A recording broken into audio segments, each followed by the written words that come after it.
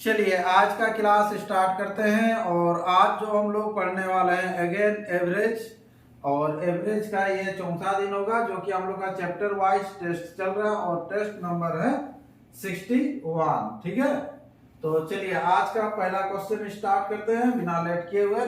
अगर आपको टेस्ट का जानकारी लेना है तो वीडियो को लास्ट तक देखिएगा, लास्ट में आपको हर तरह का जानकारी बताया जाएगा। ठीक है, चलिए तो आज का पहला क्वेश्चन है 11 संख्याओं का औसत 10.9 है यदि प्रथम 6 संख्याओं का औसत 10.5 है तथा यहाँ पर बोल रहा है अंतिम 6 संख्याओं का औसत 11.4, तो मध्य संख्या क्या है।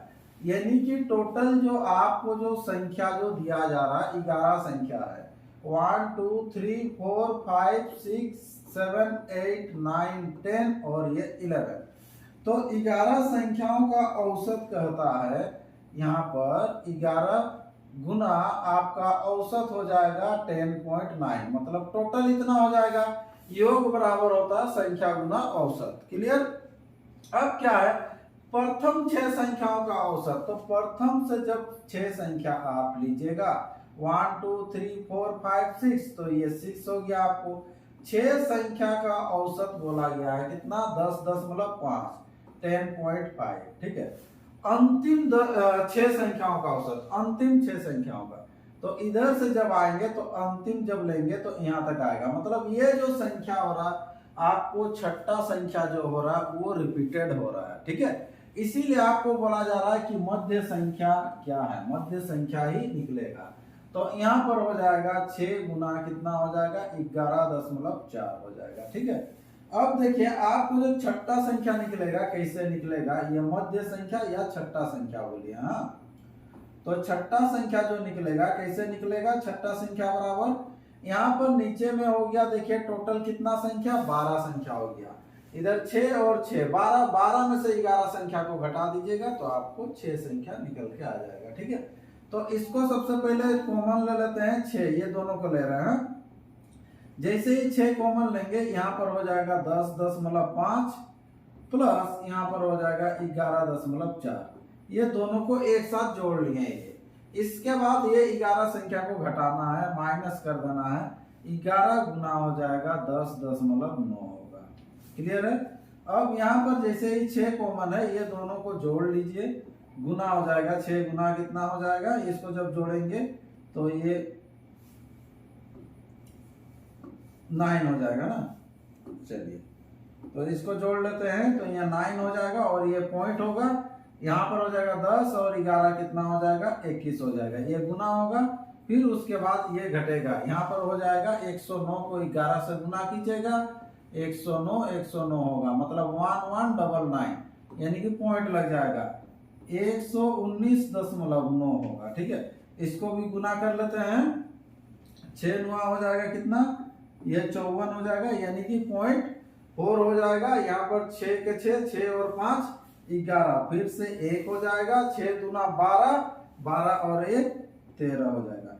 131.4 से आप घटाइएगा 119.9, तो यहाँ 14 से जब 9 जाएगा तो कितना हो जाएगा 5 हो जाएगा, यानी कि 0.5 वाला होगा लास्ट में। मतलब ऑप्शन सॉरी ये डी होना चाहिए ना, ऑप्शन ये डी आपका आंसर हो जाएगा 11.5। ठीक है, फिर भी पूरा कर लेते हैं हम लोग, तो यहाँ 10 बचा, 10 से 9 जाएगा तो ये 1 होगा। अब यहाँ पर देखिए 2 से बचा, 2 से 1 जाएगा तो 1 हो जाएगा, तो 11.5 इस क्वेश्चन का आंसर हो जाएगा। क्लियर है। चलिए तो सिंपल तरीका से ये आपका बना है। ठीक है, तो अगला क्वेश्चन बढ़ते हैं, next question, question number 2। Question number 2 क्या है देखिए, 4 धनात्मक पूर्णांकों का औसत 72.5 है, 72.5 है। बोल रहा इनमें से सबसे बड़ा पूर्णांक 117 है, सबसे बड़ा वाला जो 117 है, तथा सबसे छोटा पूर्णांक 15 है। शेष दो पूर्णांकों का अंतर 12 है, शेष दो में से बड़ा पूर्णांक क्या है। क्वेश्चन को समझिएगा, 4 आपको धनात्मक संख्या दिया हुआ, 4 संख्या दिया हुआ और उसका औसत है 72.5, मतलब कितना हो जाएगा ये टोटल 4 गुना हो जाएगा, कितना हो जाएगा 72.5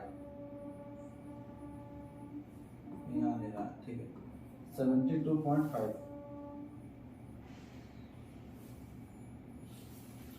72.5 है, ठीक है। इसमें से ये जब 4 संख्या हो गया तो 4 में से जो सबसे बड़ा संख्या दिया हुआ है वो 117 दिया हुआ है। तो इधर 4 संख्याओं का योग किए तो इधर भी 4 संख्याओं का योग करेंगे, ठीक है। तो ये सबसे बड़ा संख्या हो गया 117 और सबसे छोटा जो संख्या हो गया 15 और बीच का जो 2 संख्या होगा वो दोनों संख्या का अंतर दिया हुआ है। क्या किया गया है? दोनों संख्या का अंतर दिया गया है, ठीक है। तो ये 2 संख्या हो गया और दोनों संख्या का जो अंतर है वो 12 है। कितना है? 12 है। और दोनों संख्या में से जो बड़ा है वो कौन सा बोल रहा है? शेष 2 में से बड़ा कौन है? तो बड़ा वाला को ले लीजिएगा x, तो इससे छोटा वाला जो होगा 12 का अंतर है, मतलब x माइनस ये 12 होगा, ठीक है। इधर भी देख लीजिए टोटल 4 संख्या का योग हुआ, लेफ्ट साइड में भी 4 संख्या का योग है। तो आपको बराबर करके x का मान निकाल लेना है, ठीक है। चलिए तो x का मान निकाल लेते हैं, सिंपल गुना कर लेते हैं, ठीक है। तो सिंपल जब गुना करेंगे 5 चौके ये 20 हो जाएगा, पॉइंट लगेगा, 4 दूना 8, 8 और 2 10, 0 हो जाएगा, 7 चौके 28, 28 और 1 29, 290 इक्वल टू इधर 117 और नहीं तो यहाँ से ले लीजिए आप, पहले एक बार इसको सॉल्व कर लीजिए। 117 प्लस x माइनस 12 प्लस 15, तो यहाँ से आ जाएगा कितना? +3 आ जाएगा, यानी कि 120 और 120 आके इधर माइनस हो जाएगा, है ना। यानी कि डायरेक्ट लिख दे रहा, देखिए 2x इक्वल टू हो जाएगा 290 में से घटेगा कितना? 120 घटेगा, तो 2x बराबर हो जाएगा कितना? यह 90 में से 20 घटा लीजिए, 70 हो जाएगा, यानी कि 170। तो x बराबर जो निकल के आएगा वो कितना हो जाएगा? 85 होगा। कितना होगा? 85। 170 का आधा 85, तो यहाँ पर 85 ये आंसर आ जाएगा। क्लियर है? समझ में आ गया? तो यहाँ पर बोल रहा था सेकेंड में से जो है ये जो 2 संख्या का अंतर दिया हुआ था उसमें से बड़ी संख्या कितनी है बोला था, तो x था, ठीक है। चलिए अगला क्वेश्चन बढ़ते हैं, क्वेश्चन नंबर 3। क्वेश्चन नंबर 3 क्या कह रहा, देखिए एक संख्या को 4 से भाग देने पर भागफल, है ना, संख्या से 21 कम हो जाता है। क्या बोल रहा है? एक संख्या को 4 से भाग दीजिएगा, तो सिंपल अगर मान लीजिए कोई एक संख्या है, इसको अगर 4 से भाग देते हैं तो जो भागफल आएगा, अगर मान लीजिए x से ही भाग दीजिएगा, ठीक है, तो भागफल जो आएगा यहाँ पर बोल रहा है संख्या से 21 कम है। तो संख्या से अगर 21 कम है तो संख्या तो x है, तो x से ये 21 कम हो जाएगा, यानी कि x माइनस 21 हो जाएगा, ठीक है। तो वह संख्या क्या है? तो वह संख्या क्या होता है? तो ये हो गया भाज्य, है ना, ये क्या है? भाज्य। तो भाज्य बराबर क्या होता है? यानी कि x बराबर क्या होता है? भाजक गुना भागफल, भाजक गुना भागफल। अगर शेष रहता तो शेषफल, तो यहाँ पर हो जाएगा कितना? 4 गुना x माइनस 21, ये चीज आ जाएगा। तो x इक्वल टू हो जाएगा 4x माइनस 84, ठीक है। अब जब इधर ये जाएगा तो कितना हो जाएगा? ये 3x इक्वल टू होगा 84, x का मान निकल के आ जाएगा, यहाँ पर हो जाएगा 3 दूना 6 और 3 अठे 24, 28 आंसर हो जाएगा इस क्वेश्चन का। क्वेश्चन नंबर क्या है? सी। तो इसका जो आंसर हो जाएगा ऑप्शन सी है, ठीक है। जो नॉर्मल मेथड है, नॉर्मल मेथड से ही आपको बताएं। अगला क्वेश्चन बढ़ते हैं, क्वेश्चन नंबर 4। क्वेश्चन नंबर 4 क्या कह रहा, देखिए यदि ए बी सी का औसत m हो तथा बोल रहा है a b plus b c plus c a equal to 0 हो, तो a square plus b square plus c square का औसत कितना होगा, ठीक है। तो यहाँ पर ना एक फॉर्मूला से बन रहा है। क्या फॉर्मूला? देखिए ए प्लस बी प्लस सी का होल स्क्वायर इक्वल टू होता है ना, ए प्लस बी प्लस सी का होल स्क्वायर इक्वल टू होता है, क्या होता है? A square plus b square plus c square plus 2 a b into वरना 2ab प्लस 2bc, मतलब 2 कॉमन ले लिए तो ab plus bc into ca होता है ये चीज, ठीक है। तो ये एक फॉर्मूला आपको दिख रहा है इस फॉर्मूला से। अब क्या देखिए a plus b plus c यानी कि a b c का औसत m है, तो औसत m है मतलब क्या देखिए औसत कैसे निकालते हैं, a plus b plus c, तो यहाँ तो योग किए तो योग बराबर इसका औसत m है तो 3 संख्या तो 3 से गुना होगा मतलब 3m है। a plus b plus c equal to क्या है, ये 3m दिया हुआ है, ठीक है ये चीज। फिर क्या है इसका मान तो 0 दिया तो आपको निकालना है a square b square c square, ये बोला का औसत क्या, तो औसत किससे निकलेगा a square plus b square plus c square by 3, तब ना इसका औसत निकलेगा। तो यहाँ पर हो जाएगा क्वेश्चन चिन्ह, ये इसका मान आपको निकालने के लिए बोला है। और a plus b plus c यहाँ पर 3m दिया हुआ, तो यहाँ पर लिख लेंगे हम लोग 3m का कर लेंगे होल स्क्वायर इक्वल टू इसका मान आपको निकालना है, ठीक है।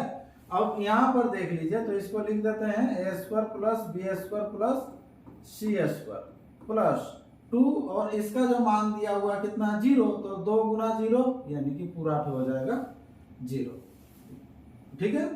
अब देखिए तो यहाँ पर क्या हो जाएगा फिर a square plus b square plus c square equal to हो जाएगा 3m स्क्वायर यानी कि ये हो जाएगा 9m स्क्वायर, ये हो जाएगा। अब क्या है कि इसका औसत पूछा है आपको, तो औसत होने से क्या होगा बाई 3 होगा, है ना, 3 संख्या है तो औसत यहाँ पर बाई 3 होगा, तो इधर भी बाई 3 कीजिएगा, तो यहाँ 3 से कटेगा तो 3 हो जाएगा, यानी कि इसका जो आंसर आ जाएगा 3m स्क्वायर आंसर हो जाएगा, है ना। ऑप्शन देख लीजिए, ऑप्शन है बी। तो इस क्वेश्चन का जो आंसर हो जाएगा ऑप्शन बी इसका राइट आंसर होगा। क्लियर है। चलिए अगला क्वेश्चन बढ़ते हैं। नेक्स्ट क्वेश्चन, क्वेश्चन नंबर 5 है कि हाँ 5 है। 5 संख्याओं का औसत कितना है 18 है। एक संख्या छोड़ देने पर औसत 16 हो जाता है, छोड़ी गई संख्या क्या है। ठीक है, सिंपल सा क्वेश्चन है। क्या करना है आपको, 5 संख्याओं का औसत 18 है, 5 संख्याओं का औसत 18 है, तो एक संख्या छोड़ी गई, तो एक संख्या छोड़ दीजिए, हटा दीजिए, तो -x, तो अब हो जाएगा कितना संख्या 4 संख्या, तो इसका औसत कितना हो जाएगा 16 हो जाएगा। केवल x का मान निकालना है। 18 बचे कितना होता है 90, -x इक्वल टू 16 चौके 64, है ना। तो x इक्वल टू हो जाएगा 90 - 64 इक्वल टू कितना हो जाएगा, ये इधर 6 हो गया और इधर 2, यानी कि 26 इसका आंसर हो जाएगा। ऑप्शन में है ना, ऑप्शन बी इसका राइट आंसर है। ठीक है, तो अब देखिए इसको सोच के भी कर सकते हैं। हम लोग का जो प्रोसेस है ये टाइम टेकन ज्यादा हो जाता है बोल के उतना लंबा नहीं देते हैं प्रोसेस। देख लीजिए ये छोटा प्रोसेस ऐसा में भी सोच के बना सकते हैं। लाइन में इधर संख्या लिखते हैं 5 लिख देते हैं, इधर लिखते हैं क्या औसत लिखते हैं ना। हम लोग टाइप में ये सब पूरा डीपली बताए हैं। ठीक है, अब देखिए यहाँ पर क्या होता है, अगर जाने वाला रहता है तो यहाँ पर देख लीजिए कितना का जा रहा है ये आपको नहीं मालूम है। ठीक है, लेकिन जाने से क्या होता है कि औसत चेंज हो जाता है। औसत कितना हो जाता है 16 हो जाता है। 16 हो जाता है मीन्स क्या, सबका 2 कम हो जाना। अगर 18 अगर जाता तो कुछ फर्क नहीं पड़ता, 18 अगर जाता ना कुछ फर्क नहीं पड़ता।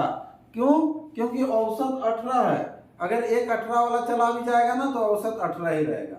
लेकिन जाने से औसत जो होता है क्या होता है 2 घट जाता है, तो सब के लिए 2 घट जाएगा। तो 4 जन है ना, तो 4 जन के लिए 2 घटेगा, यानी कि कितना घटेगा 4 दूना 8 घट जाएगा, क्योंकि 18 से 16 हो गया ना, तो औसत 2 घट गया, मतलब सब के लिए 2 घटेगा।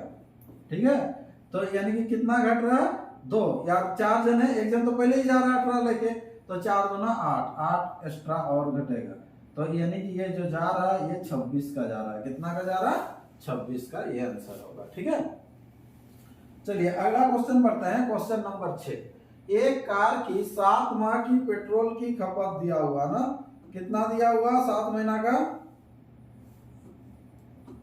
देख लीजिए 7 माह की पेट्रोल की औसत मासिक खपत 110 रुपया लीटर है, और ठीक है मंथली 110 रुपया करके खर्चा होता है, 110 लीटर है ना, 110 लीटर करके। यदि अगले 5 माह की औसत मासिक खपत 86 लीटर है, ठीक है, तो इस कार की पूरे वर्ष की औसत मासिक खपत कितनी होगी? सिंपल, आपका 7 महीना का दिया हुआ है तो 7 गुना हो जाएगा 110, फिर अगला 5 महीना का दिया हुआ तो 5 गुना कितना हो जाएगा 86, तो दोनों को जोड़ दीजिएगा, तो जैसे ही जोड़ेंगे तो यहाँ पर 1 साल का हो जाएगा यानी कि 12 महीना का, और इसका औसत आपको पूछ रहा है तो नहीं जानते हैं तो गुना x का मान निकालना है, सिंपल आंसर आ जाएगा। यहाँ पर हो जाएगा कितना 770 प्लस 6 बचे हो जाएगा 30, 8 बचे 40, 40 और 3 सॉरी 40 और 3 कितना हो जाएगा 43 होगा। हाँ चलिए तो यहाँ पर लिखते हैं 43, ये 43 इक्वल टू हो जाएगा 12x, तो 12x इक्वल टू क्या हो जाएगा, दोनों ऐड हो जाएगा, तो यहाँ पर 0 हो गया, ये 0 7 3 इधर 7 4 11 1 12, देखिए सिंपल कट गया, ये 12 से 12 कटेगा तो x बराबर हो जाएगा 100। ऑप्शन देख लीजिए, ऑप्शन रहेगा तो ये है ऑप्शन बी, इसका राइट आंसर हो जाएगा क्वेश्चन नंबर 6 का। ठीक है, चलिए तो अगला क्वेश्चन बढ़ते हैं, नेक्स्ट क्वेश्चन, क्वेश्चन नंबर 7 क्या कर रहा है देखिए, एक वर्कशॉप में कार्यरत सभी कर्मचारियों की औसत मासिक वेतन है ना, औसत वेतन 8000 रुपया है, सभी कार्यरत है ना, सभी कर्मचारी जो है, इनमें से 7 अभियंता जो ऑफिसर है का औसत वेतन 12000 है तथा शेष कर्मचारी का औसत वेतन जो है 6000 है। टाइप में दिए हैं ऐसा क्वेश्चन, एलिगेशन में बनाना है, जल्दी बनता है ये, तो एक तरफ जो है अभियंता का लिखिए, सिंपल आपको दिया हुआ है कितना 12000, और एक तरफ लिखेंगे शेष कर्मचारी जो कि दिया हुआ 6000, और सभी कर्मचारी का औसत 8000 है। ये सभी वाला हमेशा बीच में रहता है, केवल आपको डिफरेंस कर देना है, 12000 से 8000 जाएगा तो ये होगा 4000, 8000 से 6000 जाएगा तो ये हो जाएगा 2000, अनुपात में निकाल लीजिएगा तो 1 अनुपात क्या होगा 2 होगा। अब किसी एक का संख्या दिया रहेगा, बोला है देखिए 7 अभियंता बोला है ना, तो 7 जो है यहाँ पर ऑफिसर का यानी कि 7 के बराबर कितना आ रहा है 1, क्वेश्चन में दिया हुआ आपको वैल्यू ये 7 था, ठीक है, तो यहाँ पर हो जाएगा 1 के बराबर हम लोग क्या कहेंगे 7 कहेंगे। निकालना क्या है, वर्कशॉप में कार्यरत सभी कर्मचारियों की संख्या कितनी है, सभी का आपको निकालना, तो सभी कितना हो जाएगा, इधर 1 और ये 2 यानी कि 3 के बराबर कितना हो जाएगा, क्रॉस गुना होता है 7 या 21, ये आंसर हो जाएगा। क्लियर है, चलिए ऑप्शन कौन सा होगा, ऑप्शन इसका बी राइट आंसर होगा। ठीक है, चलिए तो अगला क्वेश्चन बढ़ते हैं, क्वेश्चन नंबर 8, 4 कमाने वाले सदस्यों के एक परिवार की औसत आय 15130 थी, ठीक है, इनमें से एक पुत्री का विवाह हुआ तथा वह घर से विदा हो गई, इससे परिवार की औसत आय घटकर 14660 हो गया। विवाहित पुत्री का मासिक आय कितना था, ये आपको निकालना है। ठीक है, तो सिंपल है, 4 जन अगर कमाने वाला था तो 4 जन का औसत हो जाता कितना 4 गुना 15130 होता, इसमें से पुत्री चले जाती है, पुत्री का ले लीजिए x कमाने का, अब जैसे ही चले जाएगी तो कितना जन बचेगा 3 जन होगा, 4 में से 1 जन जा रहे तो 3 जन, अब जो है औसत जो हो जाएगा 14660 रुपया हो जाता है। क्लियर है, तो x का मान आपको सिंपल निकालना है यहाँ से। ठीक है, तो यहाँ पर गुना ही आपको करना पड़ेगा। ठीक है, तो यहाँ पर हो जाएगा ये 0 होगा, 4 तिया 12 हो गया, 4 और 1 कितना हो जाएगा 5, 5 चौके 20, 0 4 और 2 6, माइनस x इक्वल टू हो जाएगा 0, 6 तिया 18, 6 तिया 18 1 19, 4 तिया 12, 1 13 हो गया, 3 और 1 4 ना, चलिए इतना होगा, तो x बराबर जो हो जाएगा कितना हो जाएगा 60520 में से घटेगा, कितना घटेगा, इस तरह से घटा दे रहा है 980 और इधर 43, है ना, ऐसे घटा दे रहे हैं। ये 0 हो जाएगा, 12 से 8 जाएगा तो कितना होगा 40, 40 वाला है कोई ऑप्शन? निर्धारित तो कर सकते हैं, वो तो निर्धारित वाला नोट वाला दिया रहता तो इसको आंसर मार देना है, ठीक है। चलिए कंफर्म के लिए फिर भी पूरा निकाल दे रहे, टाइम है तो यहाँ पर 14 से 9 जाएगा तो सिंपल देख लीजिए 5, वहां भी 5 है। अब क्या आएगा, 9 से 3 जाएगा तो 6 होगा, यहाँ 5 बच गया, 4 जाएगा तो 1 होगा, 16,540 इसका राइट आंसर हो जाएगा क्वेश्चन नंबर 8 का, ठीक है। धीरे धीरे हम लोग का सेट बढ़ते जाएगा, धीरे धीरे टफ होते जाएगा, ठीक है। चलिए अगला क्वेश्चन, एक व्यक्ति ए से बी तक x किलोमीटर प्रति घंटा की औसत चाल से जाता है।